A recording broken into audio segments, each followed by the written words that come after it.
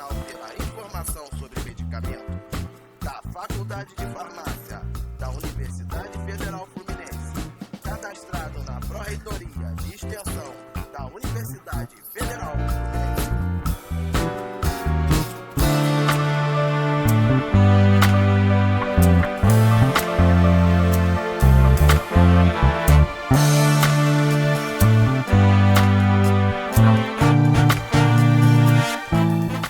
Sejam bem-vindos a todos, boa tarde, bom dia, boa noite. Este é mais um episódio do Medicasmento, podcast que veio para esclarecer as dúvidas sobre o uso racional de medicamentos, né? E hoje a nossa convidada é a farmacêutica Priscila Garcia de Oliveira Monteiro. Ela possui graduação em farmácia industrial pela Universidade Federal Fluminense. Ela fez a residência hospitalar também, vinculada à Universidade Federal Fluminense, e concluiu aí o seu mestrado profissional em administração e gestão da assistência farmacêutica, também vinculada à Universidade Federal Fluminense aqui no Rio de Janeiro.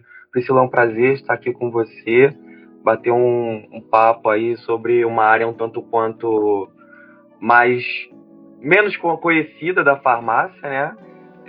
Gostaria que você tivesse um pouco de paciência para poder explicar como que a gente vai adentrar nessa área aí. Mas seja muito bem-vinda novamente. E eu gostaria que você fizesse uma apresentação rapidinha sobre como se deu, como que você começou, se interessou por essa área e como que é a sua rotina no dia a dia. Seja bem-vinda novamente, Priscila. Olá, obrigada. Meu nome é Priscila, eu sou farmacêutica de um hospital universitário. Fiz a graduação, então, na Universidade Federal Fluminense, finalizei em 2012. Em 2013, eu, então, iniciei a residência em farmácia hospitalar pela UF também. E em 2015, eu finalizei a residência e logo emendei no mestrado, né? Iniciei o mestrado, finalizando, então, em 2017. Em 2016, eu fiz o concurso para começar a trabalhar, né, no hospital universitário. E em 2017, eu fui admitida nessa instituição de saúde. Então, estou trabalhando nesse hospital desde 2017. Inicialmente, eu fui lotada na farmácia hospitalar. Uhum. E em 2018 eu fui transferida para uma outra unidade que eu trabalho até hoje, né? Que é a unidade de gestão da qualidade e segurança do paciente. E vou contar só um pouquinho desse momento, né? Meu momento de transferência, né? Entre setores. Então, como foi isso? Porque eu acho que foi bem interessante também para compartilhar com os outros profissionais. Então, foi num momento em que a gente estava fazendo até um boletim informativo, né, sobre medicamentos, sobre farmacovigilância, e a gente estava distribuindo esse boletim informativo para os profissionais, né, em geral do hospital. E quando eu fui distribuir para uma profissional que trabalhava já na área de segurança do paciente, uma enfermeira, ela ficou feliz, né, em saber que a gente estava desenvolvendo esse trabalho sobre informação de medicamentos, e então ela me chamou a atenção, falando que estava precisando de um farmacêutico para trabalhar lá no setor de segurança do paciente. E a partir de então a gente foi conversando, e quando surgiu a oportunidade, né, eu fui convidada para trabalhar nesse setor. E aí estou aqui então desde 2018, né, muitas coisas foram aprimoradas desde então, né, até o momento. E é um trabalho com uma equipe multiprofissional. Atualmente, dentro dessa unidade, essa unidade é composta por enfermeiros e farmacêutico. E a gente desenvolve um trabalho em prol da segurança do paciente, né? E aí agora eu posso começar então falando um pouquinho sobre o meu trabalho especificamente. Sim. Então, assim, para resumir, por uma coincidência, você acabou mudando de setor, né? Você era da farmácia hospitalar, acabou mudando de setor por uma coincidência e encontra-se desde então nesse setor. Então, faz um apanhado de como é a sua rotina diariamente, talvez mostrando as subdivisões do seu setor, né? Como que é a sua rotina, Priscila, por favor?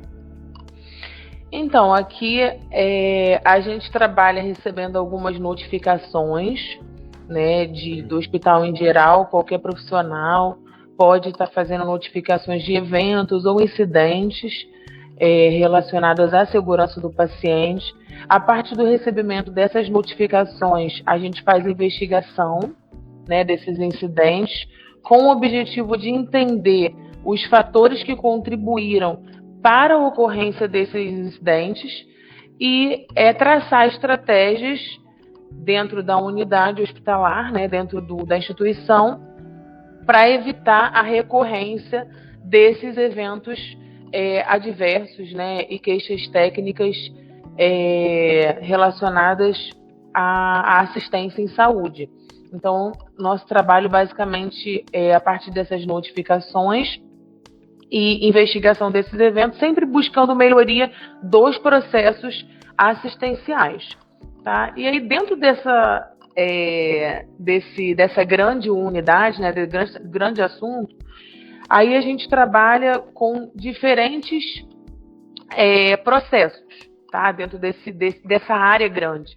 Então, uma dessas áreas, né, desses processos que a gente trabalha, uma dessas vigilâncias, seria a tecnovigilância. Então, a tecnovigilância, conceitualmente, ela é um sistema de vigilância de eventos adversos e queixas técnicas de produtos para a saúde na fase de pós-comercialização, com vistas a recomendar a adoção de medidas para que garantam a proteção e a promoção da saúde da população. Então, como, por exemplo, eu vou estar aqui citando o monitoramento do uso de equipamentos e artigos médicos hospitalares. Então, quando a gente tem algum problema, alguma queixa, né, um desvio de qualidade com algum artigo médico hospitalar dentro de uma instituição de saúde, né, então a recomendação é que a gente faça a notificação interna para a investigação disso e, durante a investigação, essa queixa e esse possível evento relacionado a materiais médicos hospitalares e a equipamentos, para posteriormente eles serem notificados ao órgão regulador, que nesse caso seria a Anvisa. Então, essa é uma das áreas que a gente trabalha, né? Além da tecnovigilância, a gente também trabalha com a farmacovigilância.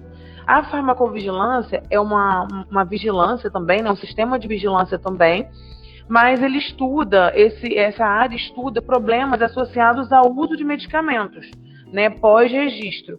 Quando o medicamento ele passa a ser utilizado na vida real, né, na população em vida real. E aí, quando esse medicamento passa a ser utilizado na população em vida real, a gente passa a observar alguns eventos, né, alguns possíveis eventos. Então, a farmacovigilância ela aborda as reações adversas, o desvio de qualidade e queixa técnica também apresentado em medicamentos, uma possível inefetividade terapêutica, né, com falha na efetividade do medicamento, quando a gente tem uma redução ou não consegue obter o efeito desejado para aquele medicamento especificamente, erros de medicação, interações medicamentosas. E na farmacovigilância, a gente também pode estar dividindo esse estudo, né, em algumas etapas. Então, a gente identifica primeiro, né, esse evento.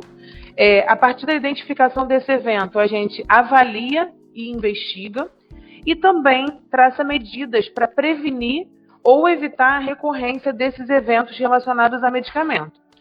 Tudo isso em prol do quê? Visando garantir os benefícios, né, que os benefícios dos medicamentos superem os riscos, tá?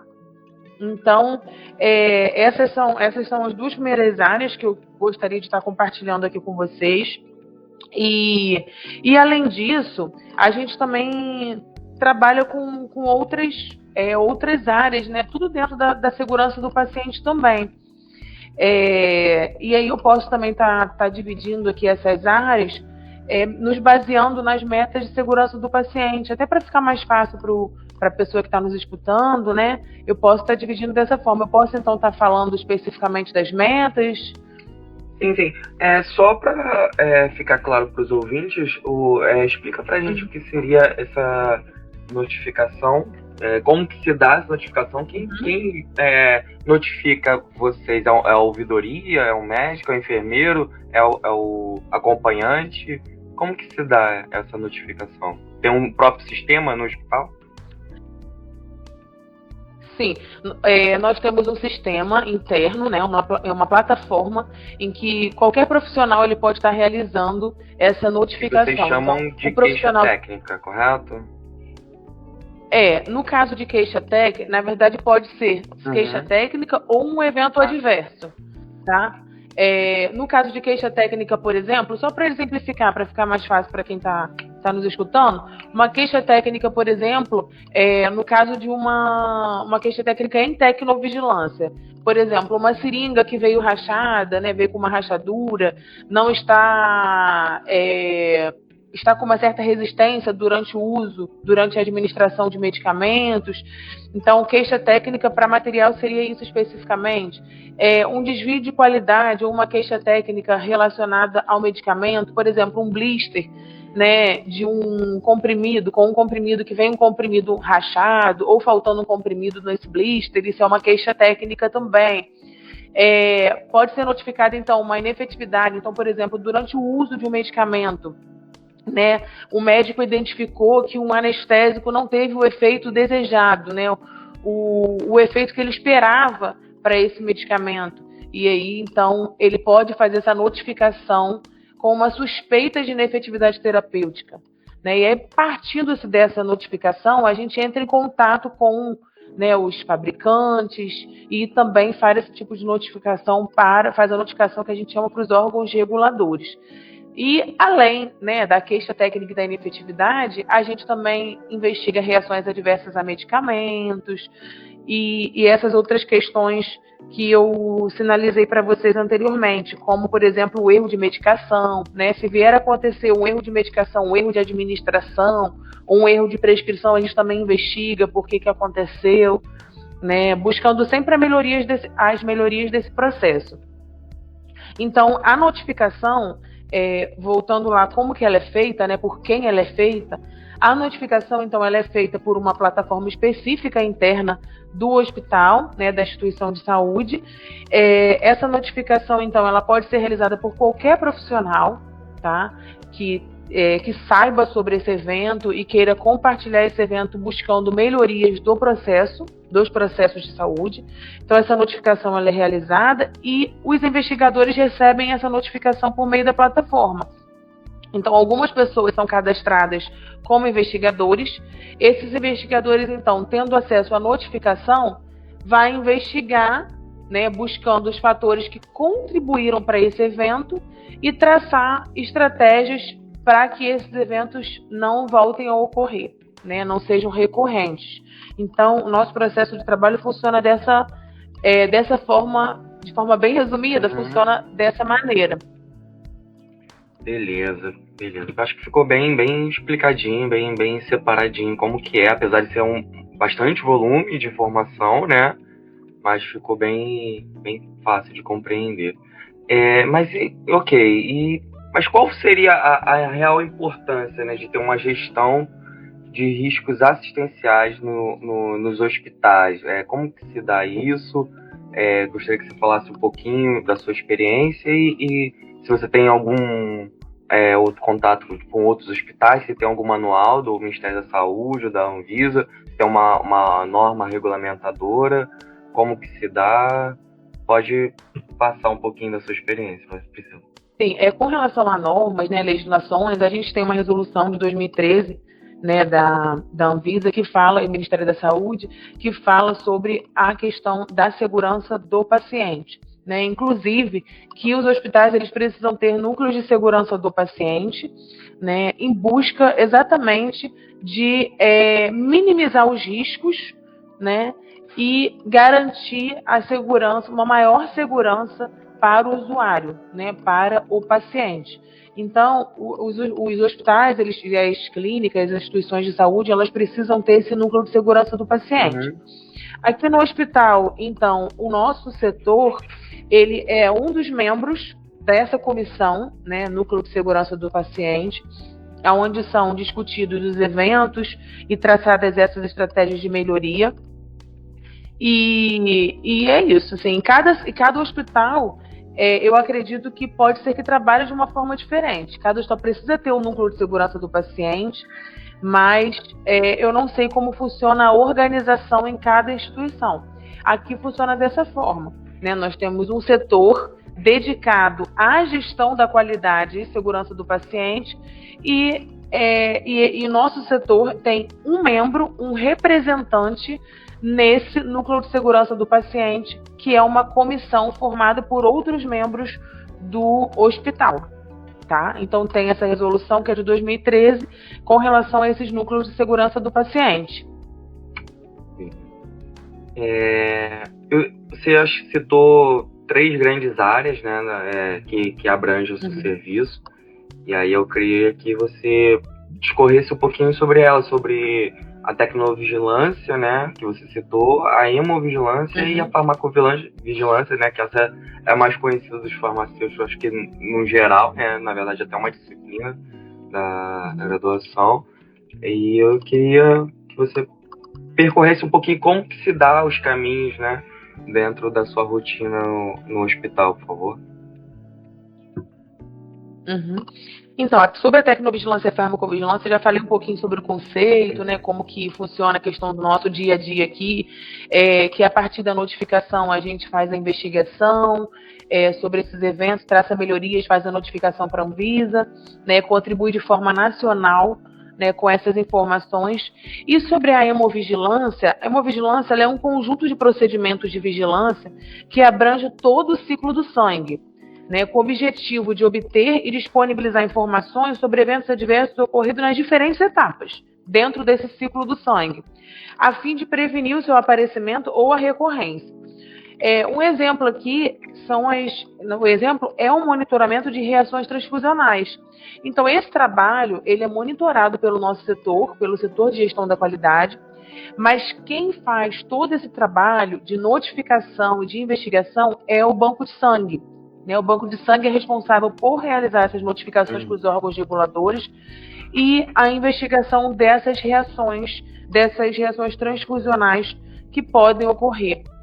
Né? Mas a gente tem como função monitorar esses eventos por meio do sistema da vigilância sanitária, tá? Por meio do sistema da Anvisa de notificações. Então a gente também monitora e por isso que eu gostaria de estar compartilhando também para conhecimento, né? Que a gente também tem esse monitoramento durante o ciclo, durante o ciclo do sangue, né? Do uso do sangue dentro da instituição de saúde.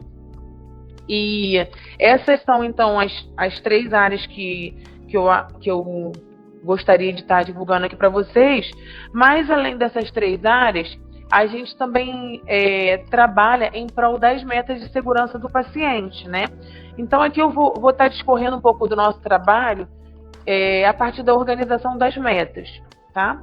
Então, a primeira meta, que é a meta de identificação correta do paciente, a gente trabalha aqui de forma também multiprofissional, né? Em que todos os profissionais, é importante eu estar esclarecendo isso aqui, todos os profissionais são responsáveis por essas metas, tá? Por cumprir essas metas, né? Por dar conformidade a essas práticas de segurança do paciente. Então, para a identificação correta do paciente, o paciente é identificado, tá? Assim que ele chega ao hospital, então ele é identificado com uma pulseira. E aí, por que dessa importância, né? O porquê da importância de se identificar corretamente o paciente?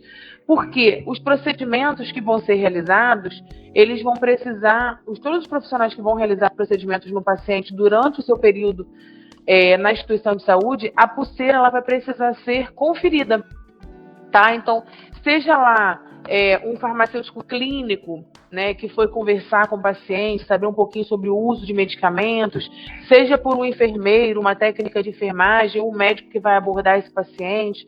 Então, eu quis trazer aqui também um pouco para vocês sobre a importância da atuação desses profissionais nessa meta de identificação correta do paciente. Então, o objetivo dessa meta é garantir que todos os procedimentos realizados no paciente sejam feitos no paciente correto, né, não seja feito no paciente errado. Como, por exemplo, uma administração de medicamentos, uma realização de um exame. E por que eu estou falando isso aqui? Né? Porque os eventos que envolvem identificação correta do paciente, as notificações, também chegam até nós. Né? Assim como a farmacovigilância, a tecnovigilância, esses eventos também chegam até nós para que a gente investigue, tá? Possíveis falhas durante esse processo. E aí, seguindo aqui com as metas de segurança do paciente, a gente também tem a comunicação efetiva, como meta 2 de segurança do paciente. Então, o que a gente pode falar sobre isso, né? Sobre a comunicação efetiva?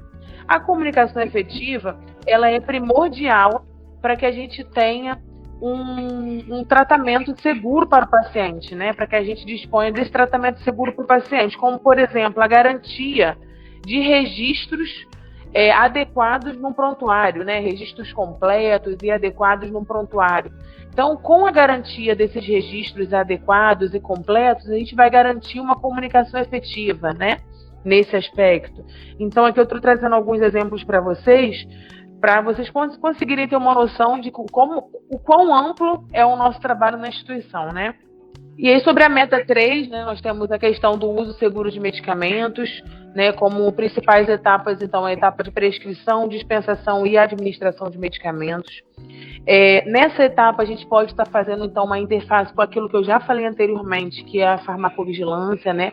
Por meio da farmacovigilância, a gente também busca esse uso seguro de medicamentos e falar um pouquinho sobre cada etapa dessa, né? Então, por exemplo, a prescrição para a gente evitar possíveis erros, né, durante o processo de uso seguro de medicamentos, a prescrição ela precisa estar completa, ela precisa ser legível, né? A dispensação ela precisa ser feita com uma dupla checagem durante a dispensação do medicamento pela farmácia. E a administração do medicamento, normalmente a gente se direciona pelos 9 certos, né? Esses 9 certos, então, seria que essa administração de medicamentos, ela precisa ser feita, né, ao paciente certo, com o medicamento certo, na via certa, no horário certo, com a dose correta, que seja feito o registro certo, né, com uma orientação certa, adequada, com a forma farmacêutica correta e também com uma resposta também adequada, né, ao medicamento, que é aí onde entra o monitoramento desse uso desse medicamento. Tá? E aí, então, a gente vai seguindo, né, agora com a meta 4. A meta 4, então, ela é sobre cirurgia segura. E aí a gente fica também se perguntando, né, é uma meta também que ela se aplica a todos os profissionais? Sim, todos os profissionais. Essa meta, ela tem como objetivo garantir que todas as cirurgias elas sejam realizadas no local certo e no paciente certo, né? Com um procedimento adequado. E uma das estratégias que a gente também adota, né, que a gente precisa adotar para essa cirurgia segura, é o checklist de cirurgia segura, né? Então, tem que citar para vocês, porque quem trabalha com cirurgia segura sabe que isso é bem básico, né? Para a gente garantir a cirurgia segura, a gente precisa ter esse checklist preenchido, tá? Então, seguindo então, para a meta 5, a meta 5, então, o objetivo é aumentar a adesão à higienização das mãos para redução de infecções hospitalares. E, por último, a meta 6, que é a meta para prevenção de quedas hospitalares e lesão por pressão, tá? Que o farmacêutico ele também pode estar atuando junto com outros profissionais de saúde. A gente sabe, por exemplo, que tem alguns medicamentos que podem favorecer o risco de queda, então a gente tem que ter um cuidado redobrado para esse tipo de paciente, né, que está fazendo uso de algum medicamento que pode estar aumentando esse risco de queda. Então é importante a atuação também do farmacêutico nesse caso, tá? E para fechar, então, esse raciocínio, né, sobre metas internacionais de segurança do paciente, eu queria aqui também estar trazendo para vocês um pouco da importância disso, né? O porquê que a gente está discutindo sobre isso, o porquê que foi feita, né, foi elaborada essa legislação pela Anvisa, né, lá em 2013, com relação aos núcleos de segurança do paciente. Porque os eventos, eles acontecem, né? O ser humano, ele é passível a erro.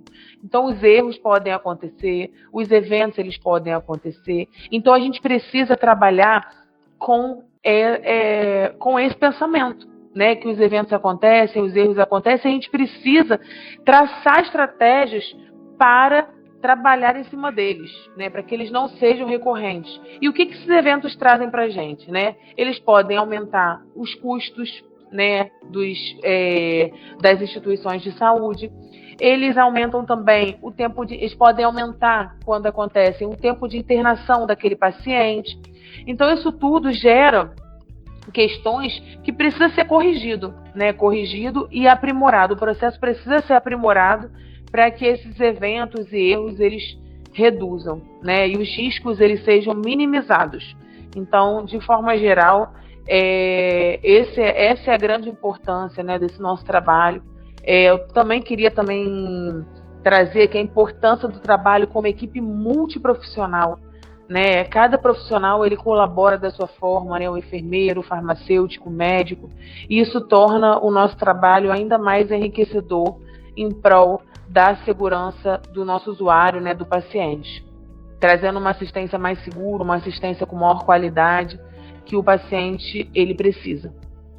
Maravilha. Então, assim, se eu entendi bem, você trabalha num setor que vai receber essas notificações, né, de outros profissionais de saúde, essas queixas técnicas, né, de outros profissionais de saúde, e essas queixas técnicas elas podem se dividir em algumas outras áreas, mas eu queria saber como que se dá o engajamento dos outros profissionais de saúde, né, no ato de realizar essas queixas, de entrar em contato com vocês. E queria também que você fosse um pouco mais assertivo e nos dissesse que realmente o setor que você trabalha, né, que é a unidade de gestão da qualidade e segurança do paciente, ele não é uma ouvidoria, né? Que há diferenças intrínsecas no trabalho de vocês, ainda que acredito que vocês se comunicam bastante, né, na rotina do hospital, mas eu gostaria de deixar essas duas últimas perguntas aí. Uhum. Tá ótimo. Então, a questão sobre o engajamento dos profissionais, né? A gente tem duas formas de notificações, né? A gente tem a notificação espontânea, que é o profissional acessar a plataforma de notificação, colocar lá o evento que ele presenciou, que ele ficou sabendo, colocar lá o evento e encaminhar para a gente. Isso é a notificação espontânea.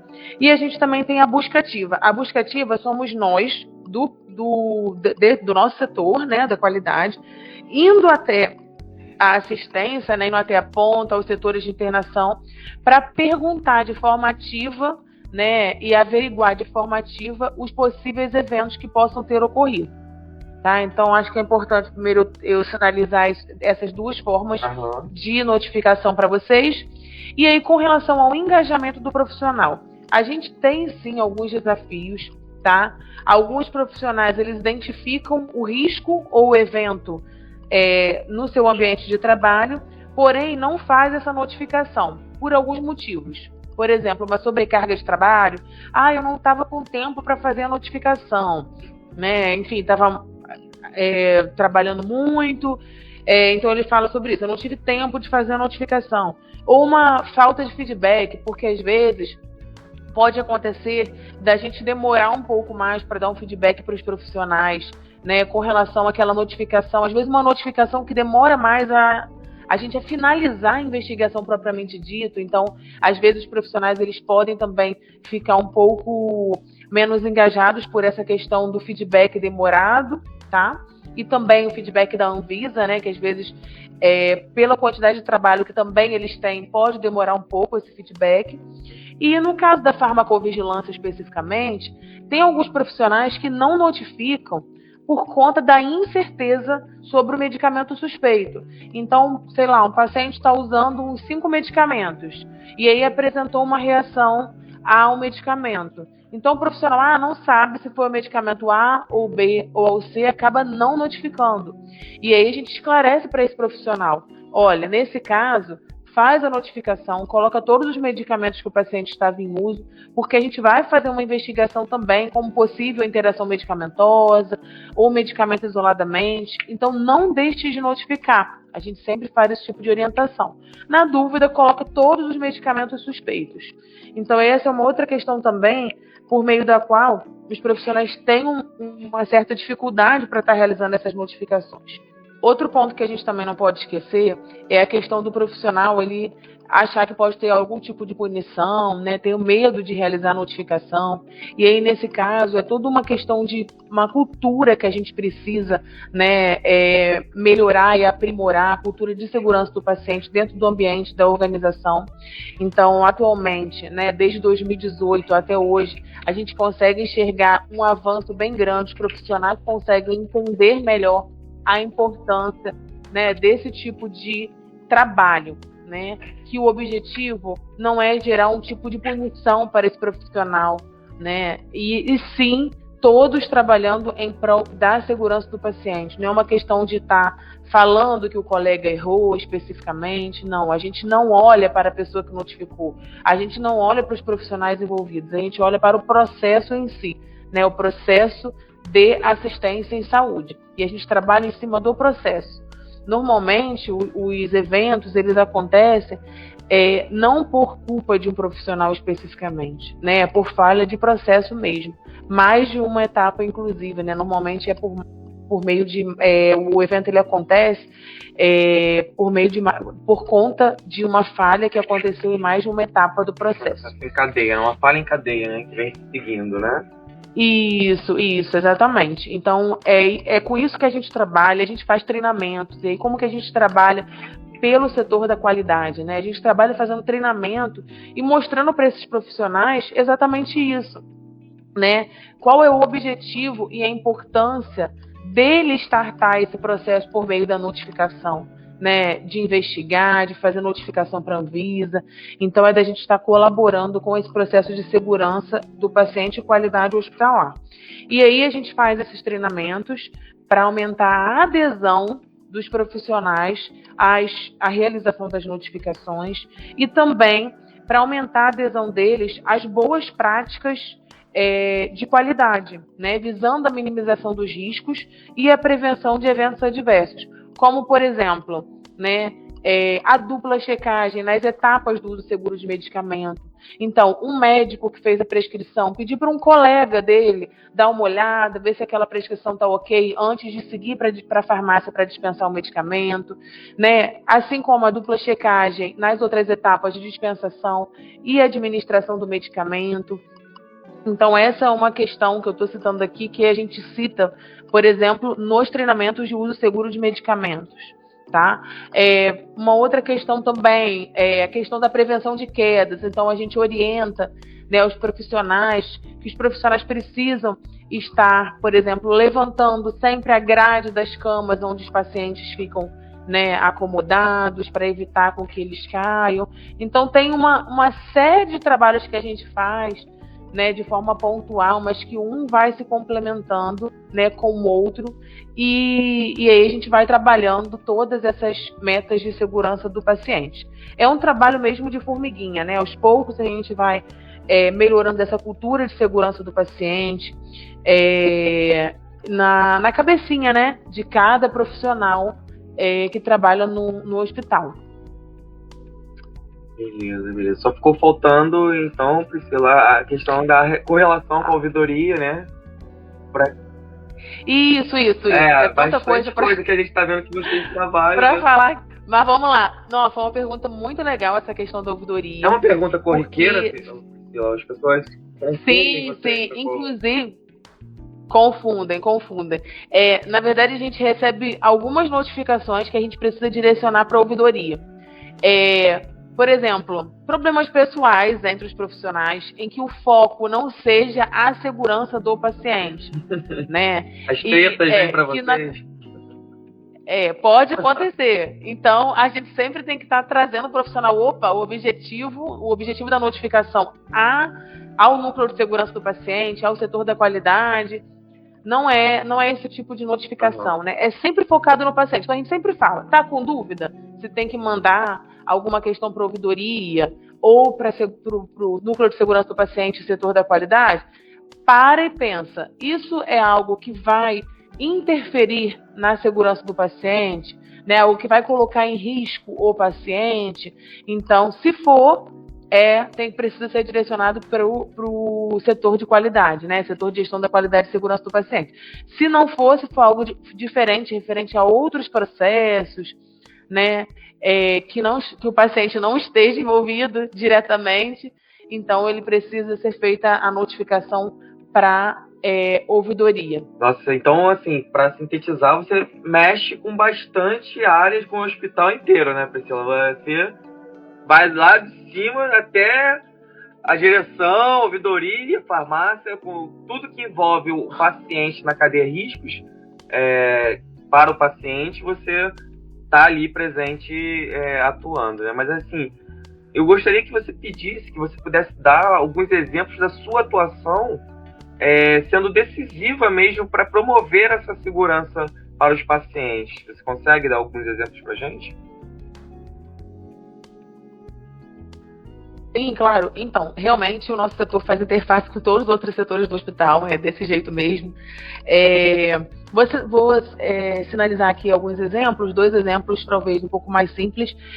Por exemplo, a questão da sinalização, né, de pacientes com risco aumentado, né, risco moderado a alto de queda.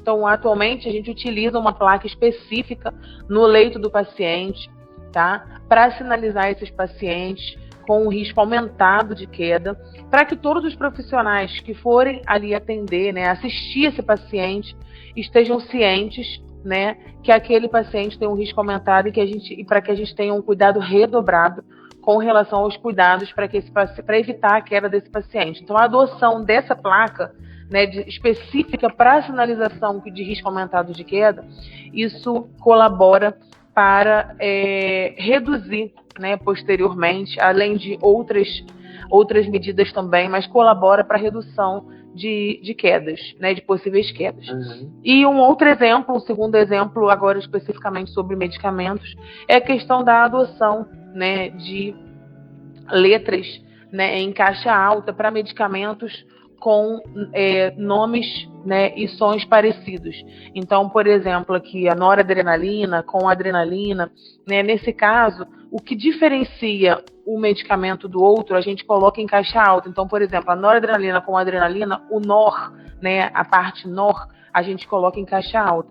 E o mais legal disso é que essa adoção dessa estratégia, né, de diferenciar medicamentos com sons e nomes parecidos, desde a prescrição até a administração. Então, quando o médico ele vai prescrever esse medicamento já aparece com essa letra, né, essas letras em caixa alta no momento de prescrever. Assim como para o técnico de farmácia que está separando o medicamento na dispensação, como também o técnico de enfermagem e enfermeiro que tem acesso na etapa de administração. Então, é durante toda a cadeia do uso de medicamentos. E é uma questão que a gente acredita que também pode colaborar diretamente para reduzir, né, os possíveis erros de medicação. Maravilha, maravilha. Priscila, foi um prazer conversar com você. Desejo muito sucesso, né, aí na sua área de atuação, na unidade de gestão de qualidade e segurança do paciente. Realmente deu para ver que com medidas, né, 2 exemplos relativamente simples, né, o quão pode ser decisivo na atuação na segurança, em promoção da segurança do paciente. Então, Priscila, eu gostaria de agradecer imensamente você ter disponibilizado o seu tempo, né, para poder estar ilustrando aí como que se dá a sua atuação. Deu para ver que realmente você tem bastante trabalho e a importância da atuação do farmacêutico na promoção da segurança dos pacientes, né, nessa unidade de gestão da qualidade e segurança do paciente que você atua, né, a quantidade de braços que você tem que estar trabalhando, de campos que você tem que estar trabalhando, às vezes campos até um pouco distantes entre si, né, dentro da unidade hospitalar. E, enfim, Priscila, se você quiser, a palavra é sua. Se quiser agradecer, a palavra é sua. Eu agradeço pelo convite e também me coloco à disposição, tá? E gostei bastante de estar compartilhando um pouquinho da minha rotina, né? Eu sei que não são muitos farmacêuticos que trabalham diretamente com isso, então eu fico feliz em estar compartilhando um pouquinho e acrescentando um pouquinho na vida de cada profissional e também de cada paciente, né? Porque eu acho que é isso. Acho que nós profissionais a gente tem que ter o foco principal centrado no paciente. Muito obrigada. Certamente você vai ser convidada para outros episódios, porque a quantidade de coisas que você faz realmente daria mais episódios. Mas é isso, pessoal. Siga aí o Medicamentos no Spotify. É um prazer estar finalizando mais esse episódio com vocês. Nossos episódios também estão sendo disponibilizados na plataforma vizinha, no YouTube. Siga o Ceatrim, a rede social do Ceatrim, porque através dele a gente vai estar fazendo a divulgação dos episódios semanais. E é isso, pessoal. Até a próxima. Tchau, tchau. Este foi mais um episódio do Medicamento, o podcast do Centro de Apoio à Terapia Racional pela Informação sobre Medicamentos da Faculdade de Farmácia da Universidade Federal Fluminense, cadastrado na Pró-Reitoria de Extensão da Universidade Federal